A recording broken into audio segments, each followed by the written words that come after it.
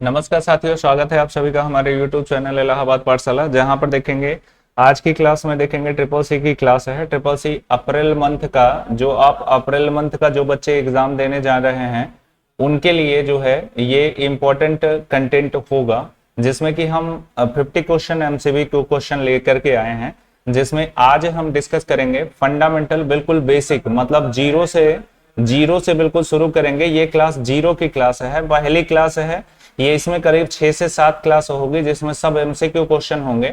यदि आपने कुछ भी नहीं पढ़ा, अगर कुछ भी नहीं पढ़ा तो आप इतना पढ़ लेंगे तो भी आप ट्रिपल सी आसानी से आप क्रैक कर लेंगे, ठीक है ना। तो आज की क्लास में शुरू करते हैं। पहला क्वेश्चन क्या है, तो पहला क्वेश्चन देखेंगे क्या है आपका। तो फर्स्ट क्वेश्चन आपके सामने ये है OCR। पहला क्वेश्चन है OCR। ये फंडामेंटल के क्वेश्चन होंगे, जितने भी क्वेश्चन होंगे वो सब के सब फंडामेंटल के क्वेश्चन होंगे। तो फंडामेंटल के क्वेश्चन है, बिल्कुल बेसिक के क्वेश्चन है, जिनको आपने कभी नहीं देखा है वो भी हैं, और जो हो सकता है आपने पढ़े भी हुए हों। तो यहां पर देखेंगे पहला क्वेश्चन जो होता है, पहला क्वेश्चन में देखेंगे आपके सामने है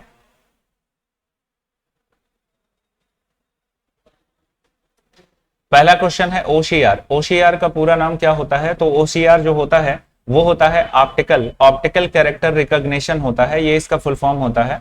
तो फुल फॉर्म से क्वेश्चन पूछा जाता है। ये हम ट्रिपल सी के लिए अकॉर्डिंग क्लास कर रहे हैं। ट्रिपल सी के देखेंगे ड्यूरेशन की बात करें तो ड्यूरेशन जो होता है वो टोटल 90 आवर्स का होता है। 90 आवर्स का होता है, 90 आवर्स का होता है। इसमें अगर आप एग्जाम देने जाते हो जब, तो उसमें जो क्वेश्चन पेपर होता है वो टोटल 100 MCQ होता है, 100 MCQ क्वेश्चन होता है। नो निगेटिव मार्किंग, मतलब निगेटिव मार्किंग नहीं होती है, ठीक है ना। आपको पूरे क्वेश्चन करने हैं, ठीक है ना, पूरे क्वेश्चन पर टिक लगा के आना है, ठीक है ना। सही होगा या गलत होगा वो बात अपनी जगह है, लेकिन अगर कुछ के डाउट भी हो तब पर भी उस पर टिक लगा के आना है बच्चे। नेक्स्ट देखेंगे, पहला क्वेश्चन का आंसर आपका जो होगा वो सी होगा। OCR का पूरा नाम ये हो जाएगा। दूसरा क्वेश्चन की बात करेंगे तो दूसरा क्वेश्चन है cache memory. Cache memory computer की सबसे फास्टेस्ट मेमोरी में कंसिडर की जाती है। तो कैश मेमोरी से रिलेटेड यहाँ पर क्वेश्चन दिया गया है, जिसमें कह रहा है कैश मेमोरी कंप्यूटर के किस पीढ़ी में आरंभ की गई थी। मतलब जो कैश मेमोरी है वो कौन सी पीढ़ी में स्टार्ट की गई थी। तो कंप्यूटर की जनरेशन देख लेते हैं। तो जनरेशन जो होता है वो जनरेशन टोटल होती है 5, यानी 5 जनरेशन होती है। पहली जनरेशन, दूसरी जनरेशन, तीसरी जनरेशन, चौथी जनरेशन और 5वीं जनरेशन। सभी जनरेशन में अलग अलग चीजें मिलती हैं। जब आप फंडामेंटल की थ्योरेटिकल क्लास आप करेंगे तो वहां पर ये डीप में बताया जाता है। चूंकि हम MCQ क्वेश्चन करा रहे हैं, MCQ क्वेश्चन कर रहे हैं, इसलिए इसमें टॉपिक में ज्यादा तो ये तो डिफाइन तो नहीं कर सकते, लेकिन आपको ये बता सकते हैं कि यहाँ पर देखेंगे कि जनरेशन जो है वो 5 होती है। कोशिश की जाएगी कि ज्यादा से ज्यादा चीजें आपको पढ़ाई जाए इसमें। यहाँ पर देखेंगे कैश मेमोरी कंप्यूटर के किस पीढ़ी में आरंभ की गई थी। तो यहाँ पर पहली पीढ़ी, दूसरी पीढ़ी, तीसरी पीढ़ी, चतुर्थ पीढ़ी। तो क्वेश्चन नंबर देखेंगे 2 का करेक्ट आंसर तीसरी पीढ़ी से, मतलब थर्ड जनरेशन से जो है वो हम क्या यूज करते हैं, कैश मेमोरी का इस्तेमाल करते हैं। तो इसका करेक्ट आंसर सी हो जाएगा। अगला क्वेश्चन है निम्न में लाइन, डेजी व्हील तथा ड्रम, ये जो होते हैं ये प्रिंटर के टाइप होते हैं, ठीक है ना। अगर ऐसा कहीं भी लिखा हो तो वो प्रिंटर को टिक लगाना है। तो क्वेश्चन नंबर 3 का करेक्ट आंसर जो हो जाएगा बी हो जाएगा, ये हो जाएगा प्रिंटर। अगला देखेंगे नेक्स्ट क्या होता है। नेक्स्ट 4 नंबर का क्वेश्चन। 4 नंबर के क्वेश्चन में कंप्यूटर में 2 प्रमुख प्रकार की मेमोरी है। तो कंप्यूटर में 2 प्रमुख प्रकार की मेमोरी है, एक बाहरी मेमोरी, एक प्राथमिक मेमोरी। मतलब अगर कंप्यूटर के अंदर की बात करेंगे तो पहले से जो लगी हुई मेमोरी है, जैसे HDD हो गया, फिर उसके बाद रैम हो गया, फिर रोम हो गया, ये सब इंटरनल मेमोरी के अंतर्गत कंसीडर किए जाते हैं। और फिर उसके बाद एक होता है एक्सटर्नल मेमोरी, जिसमें CD का कैसेट, DVD का कैसेट, हम इन सब चीजों को देखते हैं। तो 2 चीजें होती हैं, एक प्राइमरी और एक प्राथमिक, एक बाहरी मेमोरी और एक प्राइमरी यानी प्राथमिक मेमोरी। एक इंटरनल कहा जाएगा और एक एक्सटर्नल कहा जाएगा। जो इंग्लिश मीडियम के बच्चे हैं वो लोग परेशान ना हो, इतना टिपिकल नहीं है कि आप हिंदी ना समझ सको। आगे जो क्वेश्चन हम देंगे उसमें हिंदी और इंग्लिश का विशेष ध्यान रखा जाएगा, ठीक है ना। अगला देखेंगे नेक्स्ट क्वेश्चन क्या है। इस क्वेश्चन में करेक्ट आंसर, क्वेश्चन नंबर 4 का करेक्ट आंसर डी हो जाएगा, यानी ए और बी दोनों सही है। 2 प्रकार की मेमोरी होती है, एक कंप्यूटर में इनबिल्ट होती है, एक बाहर से लगाई जाती है।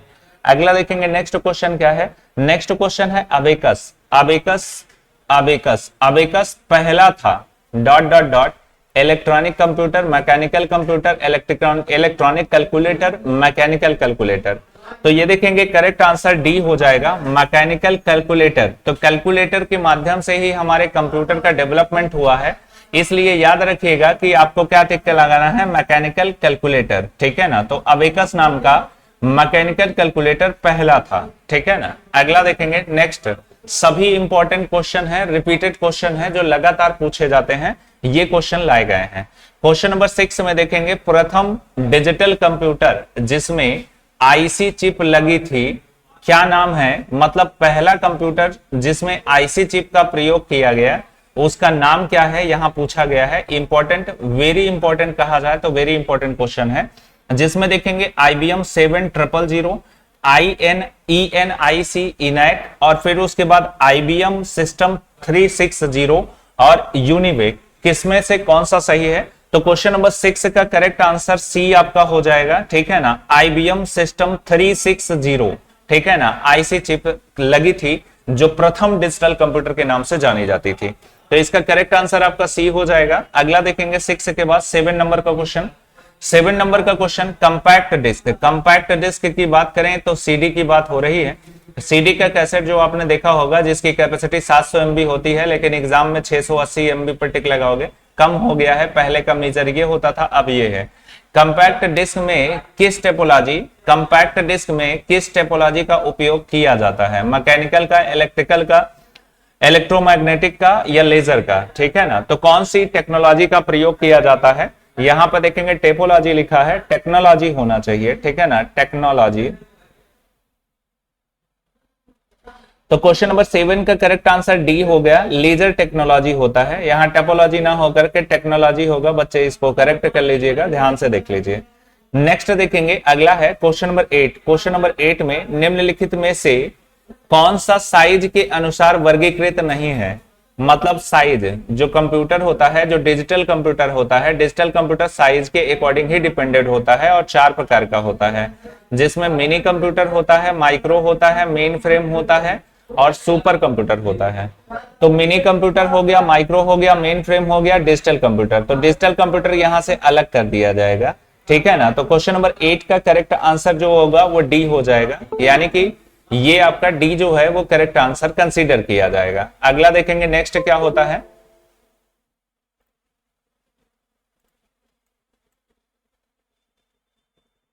नेक्स्ट क्वेश्चन नंबर 9 है, निम्न में प्रथम पीढ़ी के कंप्यूटर की प्रोसेसिंग की गति किसमें मापी जाती थी? मतलब निम्न में से प्रथम पीढ़ी के कंप्यूटर की प्रोसेसिंग की गति किसमें मेजर की जाती थी? यहां पर देखेंगे मिली सेकेंड में, माइक्रो सेकेंड में, नैनो सेकेंड में, पिको सेकेंड में। तो क्वेश्चन नंबर 9 का करेक्ट आंसर ए हो जाएगा, मिली सेकेंड में, ठीक है ना। अभी के कंप्यूटर जो हैं उसकी कंप्यूटर की स्पीड नैनो सेकेंड में मेजर की जाती है, ठीक है ना। तो ये ध्यान रखने वाली बात है, ए नंबर इसका सही जवाब होगा, यानी प्रथम पीढ़ी की बात कर रहा है तो इस वजह से इसको फॉलो करना है। आगे देखेंगे नेक्स्ट क्या है। नेक्स्ट है 10 नंबर का क्वेश्चन। उससे पहले फिर से एक बार मैं बता दूं कि जो बच्चे ट्रिपल सी अप्रैल मंथ का एग्जाम देने वाले हैं, अप्रैल मंथ के लिए ये एग्जाम के लिए ये क्वेश्चन सीरीज दी गई है, जिसमें कि ट्रिपल सी अप्रैल मंथ का इंपॉर्टेंट क्वेश्चन यहां पर डिस्कस किया जाएगा। अगर क्वेश्चन की बात करेंगे तो 100 MCQ आपके क्वेश्चन आएंगे और उसमें देखेंगे आपको 90 मिनट का टाइम मिलेगा और 90 मिनट के टाइम के ड्यूरेशन के अकॉर्डिंग आपको 100 क्वेश्चन करेंगे। नो नेगेटिव मार्किंग नहीं होती है, बड़ा ही आसान पेपर होता है, बट ये होता है कि क्लास अगर पढ़कर जाओगे तो बिल्कुल आसान लगेगा। यहां पर देखेंगे निम्न में से कौन सा भाषा कंप्यूटर सीधे समझ नहीं पाता है? कौन सी भाषा को कंप्यूटर डायरेक्ट समझ नहीं सकता? मशीनी भाषा, असेंबली भाषा, उच्च स्तरीय भाषा, ए और सी भाषा। तो समझ नहीं पाता है ये बताना है। तो क्वेश्चन नंबर 10 का करेक्ट आंसर होगा ए और सी, ए भाषा, मशीनी भाषा और उच्च स्तरीय भाषा। असेंबली भाषा को डायरेक्ट हिट कर सकता है, ठीक है ना। तो यहां पर देखेंगे ए और सी, यानी करेक्ट आंसर आपका डी हो जाएगा। अगला देखेंगे नेक्स्ट क्वेश्चन क्या है। नेक्स्ट है 11 number, antivirus. Antivirus dot dot dot एक सॉफ्टवेयर है। तो एंटीवायरस किस प्रकार का सॉफ्टवेयर है? System software, utility software, application software, firmware software. तो क्वेश्चन नंबर 11 का करेक्ट आंसर क्या हो जाएगा? यूटिलिटी सॉफ्टवेयर, ये करेक्ट आंसर आपका बनेगा, यानी बी इसका सही जवाब है। अगला देखेंगे नेक्स्ट क्या है। नेक्स्ट है 12 नंबर का क्वेश्चन, निम्न में से किस क्षेत्र में एनालॉग कंप्यूटर, निम्न में से किस क्षेत्र में एनालॉग कंप्यूटर डिजिटल कंप्यूटर से अच्छे हैं? मतलब किस क्षेत्र में, कौन से क्षेत्र में एनालॉग कंप्यूटर की जगह डिजिटल कंप्यूटर बेटर माने जाते हैं? गति में, शुद्धता में, विश्वसनीयता में, स्वचालित मतलब ऑटोमेशन में। तो क्वेश्चन नंबर देखेंगे 12 का करेक्ट आंसर बी हो जाएगा, एक्यूरेसी। एक्यूरेसी ज्यादा अच्छी होती है एनालॉग कंप्यूटर से, डिजिटल कंप्यूटर जो होते हैं अच्छे होते हैं शुद्धता में, 100% एक्यूरेसी के साथ प्रेजेंट होते हैं। अगला क्वेश्चन देखेंगे, नेक्स्ट क्या है? अगला क्वेश्चन है 13 नंबर का क्वेश्चन, निम्न में से कौन डेटा को अस्थायी रूप से सेव करके रखता है? मतलब इनमें से कौन सा है जिसके अंदर डेटा परमानेंट रखा होता है, मतलब फिक्स कर दिया जाता है, जो स्टोर कर दिया जाता है? Input unit, secondary storage, output unit, primary memory. तो क्वेश्चन नंबर 13 का करेक्ट आंसर बन जाएगा B, secondary storage unit. Secondary storage unit permanently data store करके रखता है, ठीक है ना। ओके, नेक्स्ट देखेंगे अगला 14 नंबर का क्वेश्चन है, निम्न में से कौन सी मेमोरी मुख्य मेमोरी के रूप में प्रयोग की जाती है? मतलब जो कंप्यूटर होता है, कंप्यूटर की मुख्य मेमोरी कौन सी होती है? तो मैग्नेटिक कोर होती है, सेमीकंडक्टर होती है, मैग्नेटिक टैप होती है, और ए और बी दोनों सही है। तो क्वेश्चन नंबर 14 का करेक्ट आंसर आपका बन जाएगा ए और बी दोनों सही है, मैग्नेटिक कोर और फिर उसके बाद सेमीकंडक्टर मटेरियल। ये निम्न में से मेमोरी मुख्य मेमोरी के रूप में काम करती है। तो मैग्नेटिक कोर और सेमीकंडक्टर ये दोनों मुख्य मेमोरी के अंतर्गत काम करते हैं। क्वेश्चन नंबर 14 का करेक्ट आंसर आपका बन जाएगा डी, यानी ए और बी दोनों सही है। अगला देखेंगे, नेक्स्ट है 15 नंबर। 15 नंबर में निम्न में से कौन सा कंप्यूटर भौतिक मात्रा जैसे गति मतलब स्पीड पर, टेम्परेचर पर कार्य करता है, स्पीड और टेम्परेचर पर कार्य करता है? Analog computer, digital computer, hybrid computer. तो एनालॉग कंप्यूटर इसका करेक्ट आंसर बन जाएगा, यानी 15 नंबर का correct answer analog. Analog computer जो होता है वो टेम्परेचर मीजर, स्पीड और मीजर, लेंथ मीजर करने के लिए लेंथ, स्पीड और टेम्परेचर तीनों पर काम करता है एनालॉग कंप्यूटर, ठीक है ना। तो इसका करेक्ट आंसर आपका बन जाएगा ए। अगला देखेंगे, नेक्स्ट क्वेश्चन क्या है? नेक्स्ट क्वेश्चन 16 नंबर का, निम्न में से कौन तृतीय पीढ़ी का कंप्यूटर नहीं है? मतलब तीसरी पीढ़ी का कंप्यूटर कौन सा नहीं है, इसमें से छांटना है। तो नहीं है जब कभी भी क्वेश्चन में रहे तो जरा सा ध्यान से क्वेश्चन करिएगा, क्योंकि क्वेश्चन के गलत होने के चांसेस ज्यादा होते हैं। यहां पर देखेंगे IBM 360, IBM 14.1.1401, PDP-8, HP 2125। इसका करेक्ट आंसर 16 का आपका बन जाएगा IBM 1401।